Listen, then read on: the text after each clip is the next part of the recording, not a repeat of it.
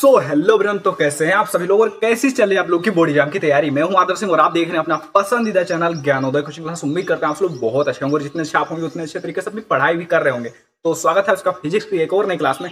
आज की इस क्लास में देखने वाला है आपकी गोस की प्रमेय की जो अनुप्रयोग है उसका पहला अनुप्रयोग, यानी कि अनंत लंबाई के तार के कारण वैद्युत क्षेत्र की तीव्रता आज हम ज्ञात करने वाले हैं। ठीक है, बहुत ज्यादा इंपॉर्टेंट डेरिवेशन है, हर साल एग्जाम में 5 अंकों में पूछा जाता है, तो इसलिए पूरी क्लास को अंत तक देखना और ये 5 नंबर आज आपके हो जाएंगे। ठीक है, तो फिर चलिए शुरू करते हैं बिना किसी देरी के। और इससे पहले हमने जितने भी क्लासेस की देखना है, क्लासेस का लिंक आपको डिस्क्रिप्शन मिल जाएगा, जाकर तुरंत देख लेना। ठीक है, चलिए शुरुआत करते हैं अपने इस मजेदार क्लास की।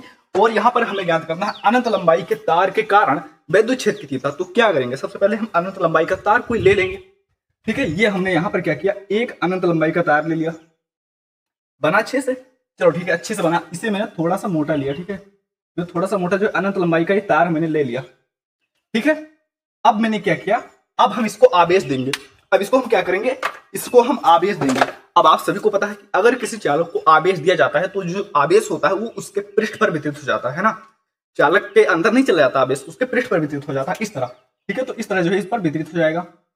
ठीक है, इस तरह इस पर जो है आवेश वितरित हो गया। ठीक है, अब यहाँ पर जो हमने कुछ किया नहीं, वही मैंने यहाँ पर जो है माना जाने वाली जो चीजें थी जो मैंने यहाँ पर किया वही मैंने पहले यहाँ लिख दिया है कि माना एक अंक लंबाई का कोई चालक तार है जिस पर धनावेश वितरित है, एक समान रूप से वितरित है। वही चीजें जो है मैंने यहाँ पर माना जाने वाली चीजें मैंने लिख दिया। और हमें ज्ञात क्या करना है, तार से आर दूरी पर स्थित बिंदु P पर वैद्युत क्षेत्र की तीव्रता। यानी जो तार है यहाँ से कोई आर दूरी है, ठीक है, आर दूरी पर जाएंगे तो वहां पर हमें कोई बिंदु मिलेगा। ठीक है, कोई बिंदु कौन सा मिलेगा, कोई बिंदु P मिलेगा और उस बिंदु P पर हमें वैद्युत क्षेत्र की तीव्रता ज्ञात करनी है। ठीक है, तार से आर दूरी पर स्थित कोई बिंदु P है और वहीं पर हमें वैद्युत क्षेत्र की तीव्रता ज्ञात करनी है। क्या क्वेश्चन समझ में आया? उम्मीद करता है समझ में आया होगा कि हाँ, कोई अनंत लंबाई का तार है जो जिस पर धनावेश वितरित है तो उससे आर दूरी पर हमें वैद्युत क्षेत्र की तीव्रता ज्ञात करनी है। ठीक है, चलो याद करते हैं। सबसे पहले हम क्या करते हैं, इस आर को जो है त्रिज्या मानकर एक गॉसियन पृष्ठ खींचते हैं। ठीक है, एक गॉसियन पृष्ठ खींचते हैं तो जो पृष्ठ बनेगा इस तरह हो जाएगा कुछ। ठीक है, इस तरह हो जाएगा। ठीक है, और ये एक बंद पृष्ठ बनेगा क्योंकि आप सभी को पता है कि जो गॉस की परिमेय होती है वो बंद पृष्ठ पर ही आधारित होते हैं ना। तो और हम गॉस की परिमेय के अनुप्रयोग पढ़ रहे हैं तो इसलिए हम यहाँ पर क्या करेंगे, एक बंद पृष्ठ लेंगे आर को त्रिज्या मानकर। ठीक है, इतनी बात क्लियर है। अब अगर मैं आप सभी से एक चीज पूछूं, मतलब एक बात पूछूं, ठीक है, कि अगर मुझे बताओ यहाँ पर जो है छोटा सा क्षेत्रफल लेते हैं, मैंने यहाँ पर एक छोटा सा क्षेत्रफल लिया, मुझे बताओ यहाँ पर वैद्युत क्षेत्र की तीव्रता किस तरफ होगी और क्षेत्रफल सदिश किस तरफ होगा। बोलोगे सर ये जो क्षेत्रफल सदिश होता है तल के लंबवत होता है, यानी ये इधर होगा, है ना, डी इधर होगा, और जो वैद्युत क्षेत्र की तीव्रता होती है वो धनावेश से ऋणावेश होती है, यानी धनावेश से बाहर होती है। रहा धनावेश, इससे बाहर इधर होगी ना, तो इधर हो जाएगी वैद्युत क्षेत्र की तीव्रता। ठीक है, यानी यहाँ पर जो थीटा बनेगा वो 90 डिग्री बनेगा, है ना। अब वही बात अगर मैं यहाँ पर बोलूं, यहाँ पर मैंने कोई छोटा सा क्षेत्रफल ले लिया, अब मुझे यहाँ पर बताओ, तो आप बोलोगे सर यहाँ पर भी वैद्युत क्षेत्र की तीव्रता धनावेश से धनावेश से बाहर होगी इधर, है ना, धनावेश के बाहर ही होगी वैद्युत क्षेत्र की तीव्रता, है ना।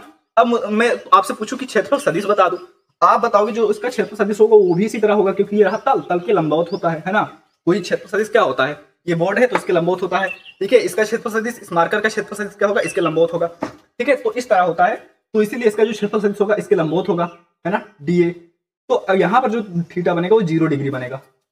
ठीक है, इतनी बात क्लियर है, इसमें कुछ नहीं किया हमने, बस हमने यहाँ पर जो है आपको एक कॉन्सेप्ट समझाया कि यहाँ पर जो वैद्युत क्षेत्र की दिशा होगी वो भी इधर होगी और जो है क्षेत्रफल सदिश भी उधर ही होगा, दोनों की दिशा समान होगी, इसीलिए जहां यहाँ पर जो कोण बनेगा वो 0 डिग्री बनेगा।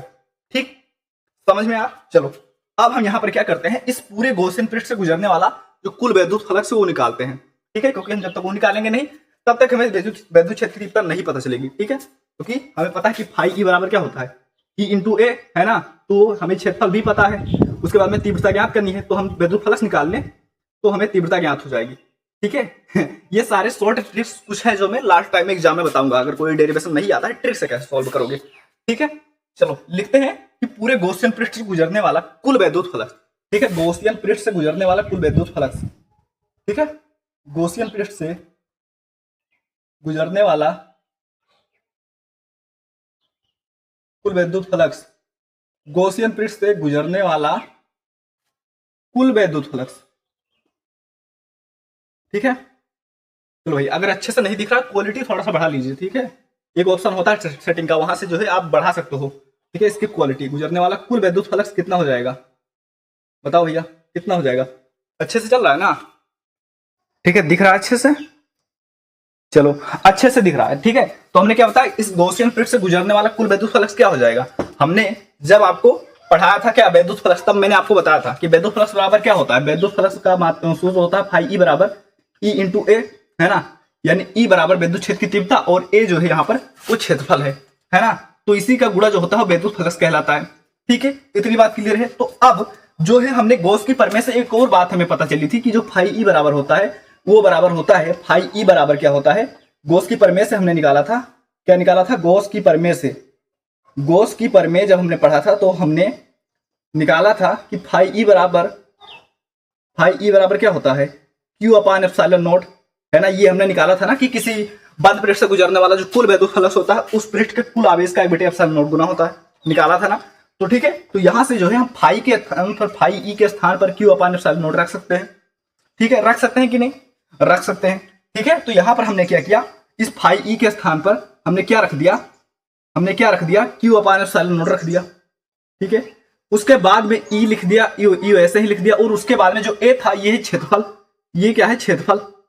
और ये किसका क्षेत्रफल है? इस बेलन के आकार का जो गॉसियन पृष्ठ है उसका क्षेत्रफल है। तो हम बेलन का जो क्षेत्रफल होता है क्या होता है, बेलन का जो क्षेत्रफल होता है 2 पाई RL होता है ना। तो इसके स्थान पर हम 2 पाई RL लिख सकते हैं, है कि नहीं? 2 पाई RL लिख सकते हैं।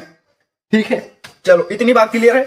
अब हमें एक और बात है पता चली है, मतलब तो एक और बात हमें मालूम है कि जो रेखीय आवेश वितरण से लैम्डा बराबर होता है Q अपान L, ये रेखीय आवेश वितरण के लिए। और यहां पर हम रेखीय आवेश वितरण का ही सूत्र लगाएंगे, क्योंकि जो है ये एक रेखा पर, अंत लंबाई की तार पर या कहें तो एक रेखा पर जो है आवेश वितरित है। तो यहां पर हम यही फॉर्मूला लगाएंगे। कौन सा फॉर्मूला? लैम्डा बराबर Q अपान L। तो यहां से जो Q निकल कर आएगा क्या हो जाएगा, L लैम्डा हो जाएगा, है ना। L लैम्डा हो जाएगा, है ना। तो हम Q के स्थान पर L लैम्डा लिख सकते हैं। तो हमने इसके स्थान पर क्या किया, L लैम्डा लिख दिया, L लैम्डा बटे एप्सिलॉन नॉट और बराबर E इंटू 2 पाई RL, है ना। अब देखो यहां से L से L खत्म हो जाएगा, है ना। बचेगा क्या, बच जाएगा हमारा क्या हमारा बच जाएगा लैम्डा बटे एप्सिलॉन नॉट बराबर E इंटू 2 पाई R, ये बच जाएगा ना। ठीक है, चलो अब मैं इसको मिटा देता हूं, उसका कोई काम है नहीं।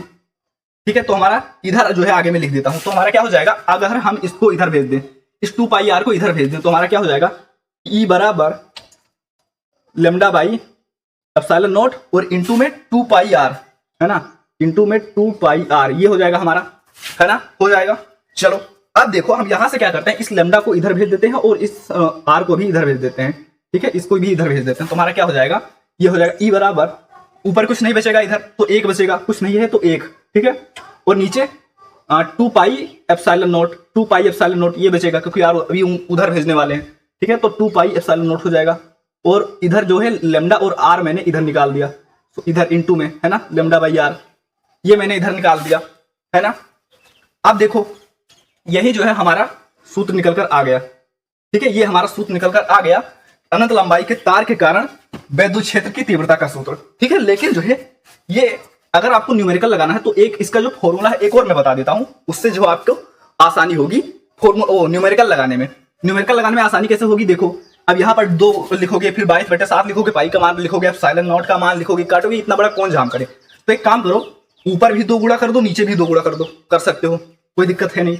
तो ये क्या हो जाएगा, E बराबर 1 बटे, नीचे 2 गुणा करोगे तो क्या हो जाएगा 4 पाई एप्सिलॉन नॉट, है ना। और उसके बाद में ऊपर मैंने कहा था 2 गुणा कर दो, तो ऊपर यहाँ पर हो जाएगा 2 लैम्डा बाई R। ठीक है, अब ये जो है अगर 2 से 2 काट दोगे, 2 दूनी 4, तो फिर यही सूत्र आ जाएगा।